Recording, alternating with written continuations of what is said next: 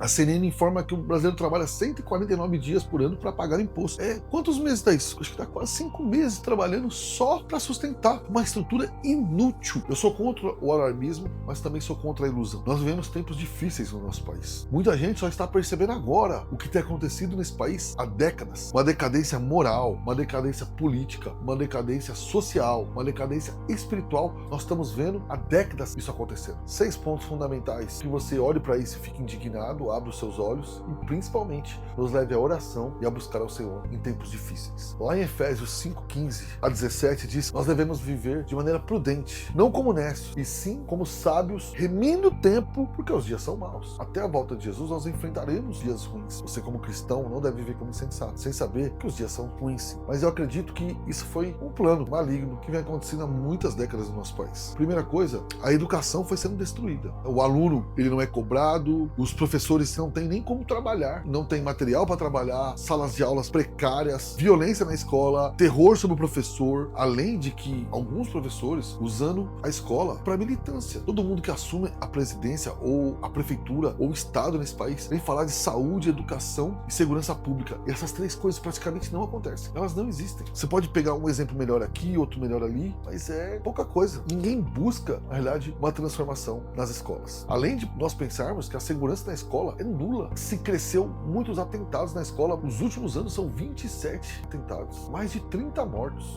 Quase 100 feridos. Entre alunos, professores e pessoas que trabalhavam lá. E nada é feito. O que está sendo feito para mudar isso? Absolutamente nada. Sem falar que as escolas estão cheias de drogas, violência, aterrorizando outras pessoas. Segundo ponto, a saúde. O G1 informa 1.300.000 brasileiros que aguardam cirurgias eletivas e elas não acontecem. Pode ser até muito mais, só que é o que eles informam. Há um colapso no SUS. Você que já precisou, sabe que às vezes precisa conhecer um político para conseguir andar a cirurgia que você paga imposto para ter. A saúde pública é um teatro, cheio de promessas vazias. E aí alguém vem falar, defende o SUS. Olha, o enfermeiro que trabalha lá bem, o médico que trabalha lá bem, lógico, eu não tenho nada contra ele. Tá fazendo muito com pouco. Mas como? Falta remédio, falta estrutura, falta funcionário. Outros vão lá e dormem, não trabalham, falsifica a sua presença e ninguém fiscaliza isso de verdade. É o dinheiro sendo jogado fora, torrado, enquanto pessoas morrem em filas. Mas não para por aí. Existe a questão da justiça. Mas Sofonias diz que havia um tempo em Israel que os juízes eram como lobos. É o que nós vivemos. São todos? Não. Mas principalmente falando da alta corte brasileira, são lobos. Vivem com salários astronômicos. Tem vida que nem o salário gigante dele poderia comprar. Como que eles possuem tudo isso? O TSE,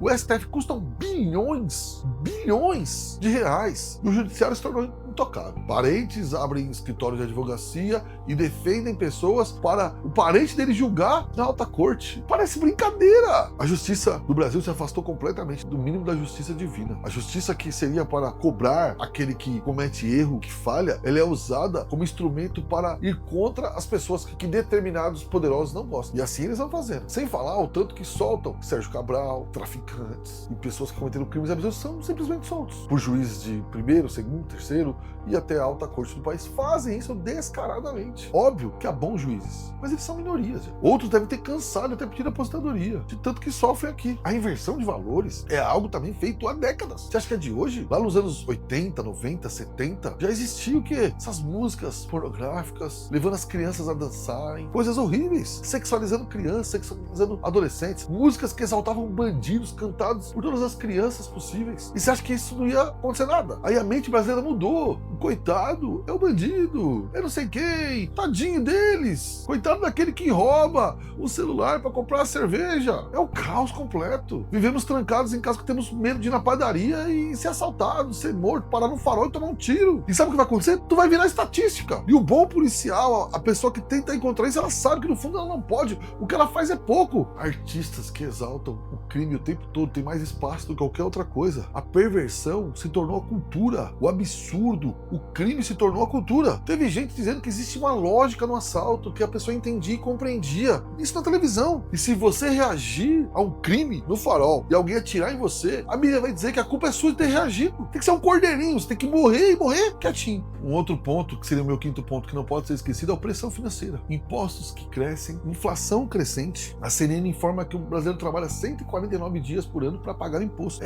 Quantos meses dá isso? Acho que dá quase 5 meses trabalhando só para sustentar sustentar uma estrutura inútil. Em troca nós temos o quê? Péssimos hospitais, péssima segurança pública, péssimos... Mas tem fundão eleitoral pra campanha. Tem, eles vão levar tudo. Tem aumento pra eles de salário. Tem assessor, carro, viagem, tudo. Enquanto o povo sofre absurdamente. Vai sendo asfixiado. Metade do país é sustentado por auxílios. E outra metade tem que trabalhar pra sustentar essa outra metade. E o governo vai dizer que ele é o bonzinho e esse que sustenta o outro, esse, o que trabalha, é o mal. E o governo bonzinho. Sem falar de um presidente que veio da cadeia direto pra ser presidente. Ministros que ninguém se sabe como chegaram até lá. E tantas coisas que assustam. Pra mim, ir encerrando, o último ponto, talvez o mais grave, é a deturpação da fé, da igreja. Muitas igrejas se apostataram, abandonaram o evangelho. Só existe teologia da prosperidade. É os Edir Macedo, os Valdomiro, tantas outras pessoas que não têm nomes, mas usam toda a questão da teologia da prosperidade o tempo inteiro, manipulando o coração do povo de Deus,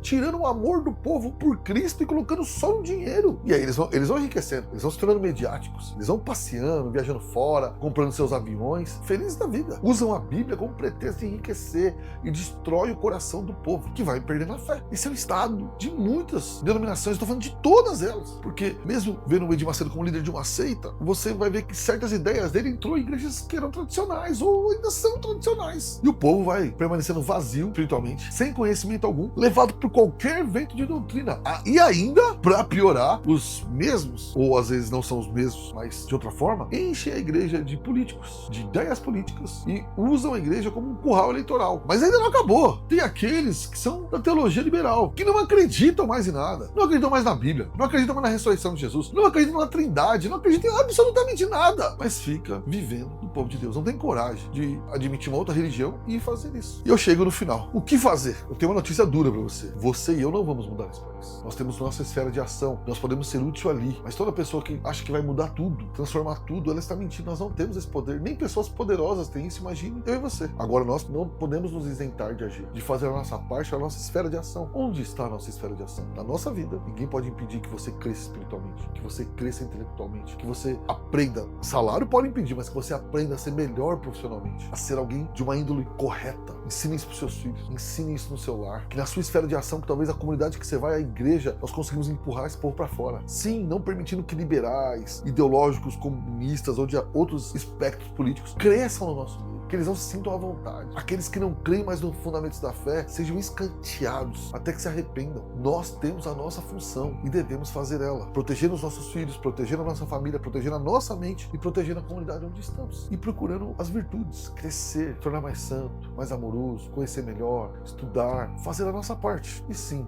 dentro daquilo que pudermos, ensinarmos às outras pessoas que certos homens são maus, são ruins, sejam eles políticos, líderes religiosos, mas poder olhar e mostrar ele como um péssimo exemplo para que ninguém cresça olhando para aquilo e achando que aquilo é bom. Nós não devemos tratar tiranos, nós não devemos tratar falsos profetas com reverência, com respeito. Nós não devemos respeito a eles. Eles devem ser tratados como são. E que as igrejas não aceitem acordo, que elas não queiram que os filhos vão trabalhar na prefeitura, para algum político, que o pastor vai ganhar um prêmio lá, a chave da cidade, uma homenagem, que a gente venha abrir mão de tudo isso aí que não vale nada no final e venhamos pregar o evangelho da verdade, sem nos dobrarmos a essas pessoas. O que eu e você podemos fazer? Podemos orar também. Podemos dobrar os nossos joelhos e orarmos. O povo de Deus, quando clama, é ouvido por ele. Segunda Crônicas 7,14 diz: se meu povo, que se chama pelo meu nome, orar, buscar a minha face e se converter dos seus maus caminhos, eu ouvirei dos céus, perdoarei os pecados, trarei a terra. Eu sei que está falando com Israel, mas nós podemos clamar a Deus para que haja um mínimo de justiça nesse país, que haja transformação. E que nós, na nossa esfera de ação, sejamos agentes divinos, de deixar claro que esse